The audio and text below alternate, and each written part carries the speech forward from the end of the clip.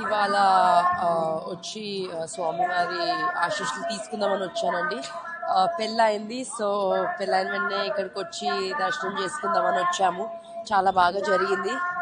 And తప్పకుండా మళ్ళీ మళ్ళీ వస్తాను. ఎవ్రీ ఇయర్ వస్తూ ఉంటాను, మధ్యలో కూడా వస్తూ ఉంటాము. సో ఈసారి మా హస్బెండ్తో వచ్చాను. సో ఇంకా ఎన్నోసార్లు వస్తూ ఉంటాను. దేవుడు ఆశీస్సులు ఎప్పుడు ఉండాలని నేను కోరుకుంటున్నాను.